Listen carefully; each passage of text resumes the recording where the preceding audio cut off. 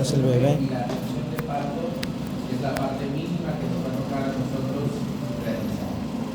El trabajo de parto como tal, que son diferentes, dijimos, a las partes del parto que nos explicaron sus compañeras.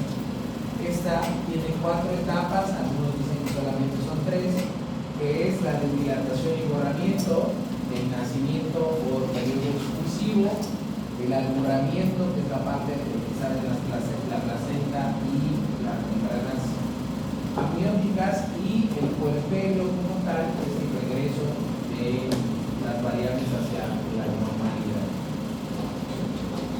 Esto del borramiento ya lo saben ustedes, pero Friedman fue el primero que hizo esta estadificación de cuánto debe de durar una estación, una etapa del parto, para que nosotros podamos llevar un control y decir vamos bien. Por ahí hay recomendaciones en las áreas de parto humanizado donde dice que incluso no deberíamos nosotros de tasar o de poner una condición de normalidad en relación al tiempo, porque eso nos hace tomar cosas, decisiones malas.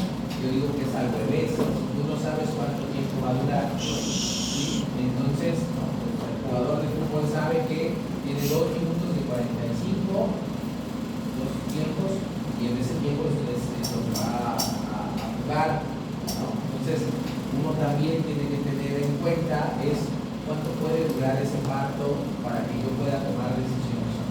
Entonces Friedman divide una fase latente y una fase activa, ¿sí?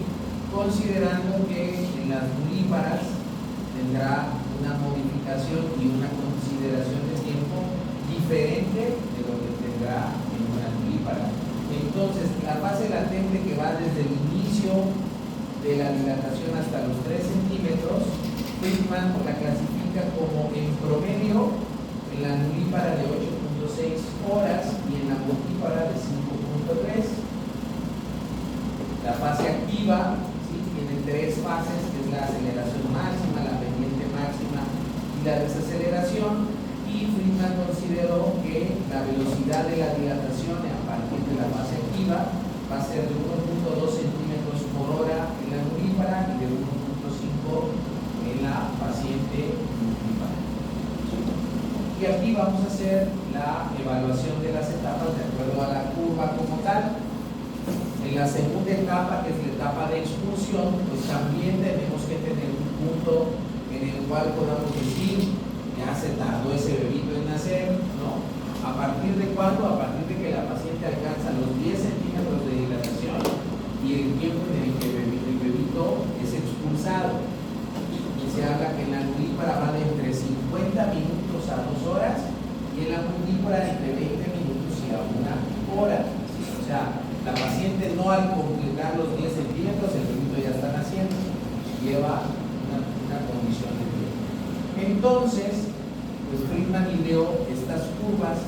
Esta es la curva dilatación-tiempo en la paciente nulípara. Y entonces él puso aquí lo que les decía, ¿no? Aquí va la parte de tiempo. Aquí va la parte de tiempo. Es que esta es la curva inicial. Entonces aquí va la curva de tiempo. ¿Cuánto tiempo nos vamos a llevar para alcanzar los 3 centímetros de dilatación, que es donde a partir de aquí termina la fase latente?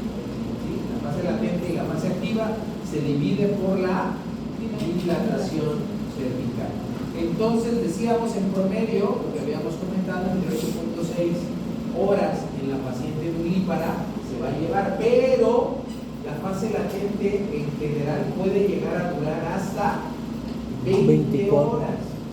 Esto es el promedio. Después de analizar muchos trabajos de parto, sacamos un promedio, pero pudiéramos llegar hasta 20 horas desde aquí hasta alcanzar los 3 centímetros de dilatación, y eso es normal. ¿Sí? Entonces, vean cómo una vez que entramos a la fase activa, pues la curva o la línea se hace mucho más acelerada. La dilatación empieza a acelerarse en relación al tiempo y alcanzamos dilataciones en menos tiempo, porque aquí ya tenemos que la parte de la contracción que esperamos. ¿Cuál es la parte que esperamos? De 3 a 5 contracciones Aquí las contracciones son irregulares, no tienen un patrón como tal y por eso la dilatación va siendo más tardía, ¿sí? Y luego Friedman añade esta parte que es el descenso del bebito. El bebito tiene que ir descendiendo, ¿sí? Conforme la dilatación va aumentando, y esto nos permite también evaluar cómo va el mecanismo de trabajo de parto de ese bebé. Esta es la de la multípara.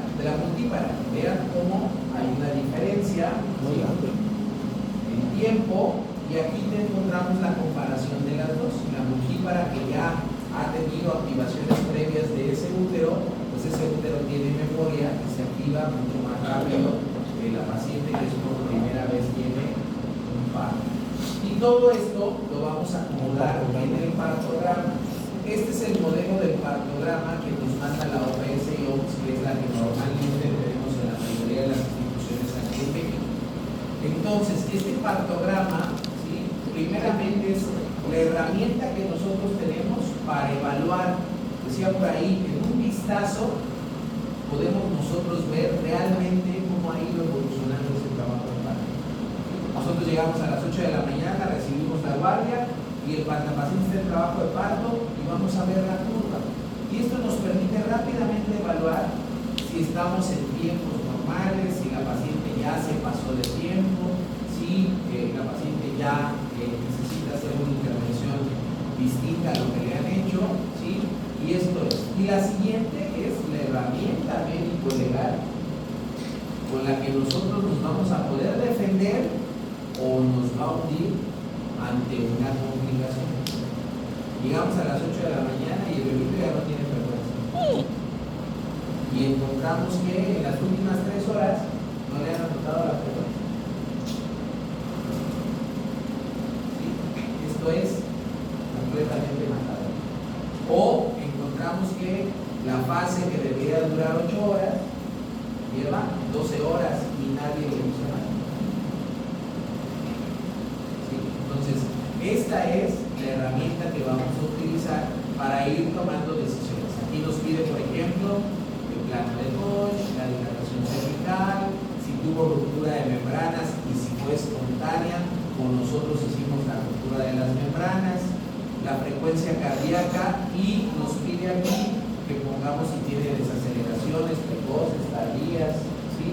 Ya esto quiere decir que ya evaluamos a nuestro bebito con un registro cardiotopográfico, la posición de la mamá. De este lado vamos a tener los planos de descenso, ¿sí? Y aquí, pues lo que tenemos que ir registrando y la periodicidad en que lo estamos haciendo. Normalmente en las primeras etapas esto se va evaluando cada hora, ¿sí? Pero bueno, dependiendo de condiciones, es una paciente de alto riesgo porque tiene diabetes, tiene hipertensión, lo podemos hacer más frecuente. Entonces aquí le ponemos la hora en que la paciente llegó, ¿sí? Cómo está de posición la paciente, cuál es su presión arterial, su pulso, la frecuencia cardíaca, cuánto duran las contracciones que tiene ahorita y la frecuencia de las contracciones y qué tan intenso es el dolor. Y aquí arriba vamos a ir a graficar, tiene 2 de dilatación, tiene 3 de dilatación, y nosotros vamos a ir trazando nuestra curva, tanto la curva de dilatación y borramiento como la curva de descenso en los planos que vemos ahí, y la tenemos que comparar pues, con estas curvas. Ya sabemos cuál es lo normal, y si esto se desvía hacia algún lado, puede desviarse hacia más tardado como hacia más pronto, saber que hay cosas que no son normales, y eso ya está normado, ¿no? Aquí vamos a ver cuáles son las cosas que son normales. Dice, la fase latente prolongada es aquella en la que la paciente turípara lleva más de 20 horas con 2 de dilatación y de ahí no pasa. Esta paciente ya tenemos que hacer algo con ella. Primeramente, evaluar bienestar fetal y además ofrecer una estrategia para que ese parto pueda prolongarse. La fase activa retardada, el cese secundario de la dilatación, pero no tiene más de 2 horas, se prolongó el descenso de la turípara menos de 1 centímetro por hora, o un parto precipitado. ¿Qué es un parto precipitado? Pues ese, que va rapidísimo, entonces la paciente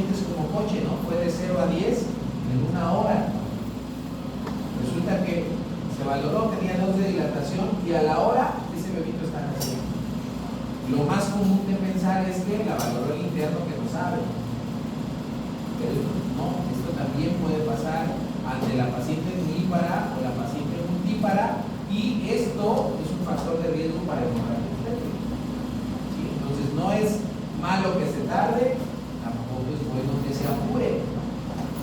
¿Sí? Pues todo eso está normado y está parametrado de qué es lo que nosotros tenemos que ir valorando, y esto, insisto, rápidamente del partograma tú tienes esos valores para saber qué le toca, a pesar de que, a ver, tiene poquitas contracciones, la dilatación ha avanzado un poco, ¿qué le toca? Pues estimular ese útero tónico para que las contracciones sean mejores. Ah, pero no, ya eso lo hizo la guardia pasada. Ya veo aquí, por ejemplo, que tiene oxitocina, y a pesar de que tiene oxitocina, no mejora la evolución. Entonces, esa paciente ya no vamos a intentarle el parto, hay que mejor buscar el nacimiento vía cesárea, porque algo falló.